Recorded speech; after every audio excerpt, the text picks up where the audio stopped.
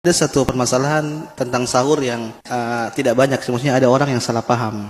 Yaitu hadis Nabi SAW, "Idza sami'a ahadukumun nida wal ina ala yadihi fala yada'hu hatta yaqdi hajatahu minhu."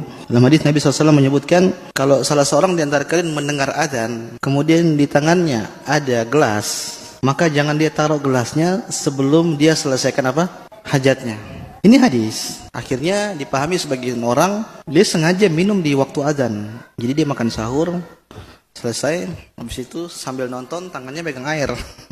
Nanti pas sudah ada bunyi-bunyi mau adzan langsung diminum cepat-cepat. Taruh. Jangan-jangan antum yang begitu jemaah. Masih mending minum. Dia sambil pegang rokok. Itu sudah ya sudah cepat. Ikhwani fiddin, hadis ini bukan untuk itu. Allah mengatakan dalam Al-Quran, "Kulu washrabu hatta yatabayyana lakumul khaytul abyadu minal khaytil aswadi minal fajar." Kata Allah Subhanahu wa taala, makan dan minumlah sampai terbit fajar. Artinya kalau terbit fajar sudah jelas, maka tidak boleh lagi makan dan minum. Siapa yang makan dan minum di waktu itu, maka puasanya batal.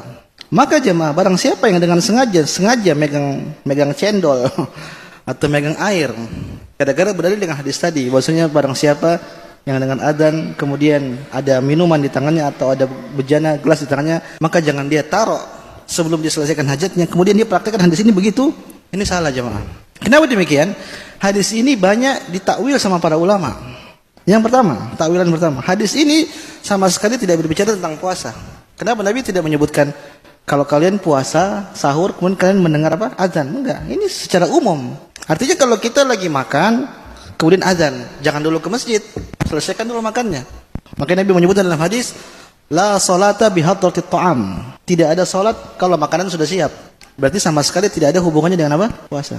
Takwilan kedua, oke dengan puasa, tapi ini maksudnya azan yang pertama. Kalau sudah adzan pertama udah habisin dulu, nanti siap-siap, jangan sampai nanti adzan kedua, karena adzan pertama dan kedua itu jaraknya nggak jauh, setengah jam, kayak di Saudi kan setengah jam. Ada lagi yang menakwil bahwasanya ini kalau kita ragu, misalnya sudah mau adzan, tapi kita tahu ini orang mau adzan salah terus, dia biasanya kecepatan, kalau ada kondisi begitu, maka boleh. Yang keempat, kata para ulama, ini rukhsah bagi orang yang benar-benar dibangun kemudian dia minum tiba-tiba azan, maka dia boleh habiskan hajat kemudian ditaruh. Tapi sudah makan sejam sebelumnya kemudian megang-megang air sambil nunggu azan, nah hati-hati jemaah. Saya khawatir antum minum pas matahari terbit, puasa antum tidak sah. Maka kalau antum masih begitu berhenti. Terus kalau antum melihat teman-teman antum kayak begitu, tegur.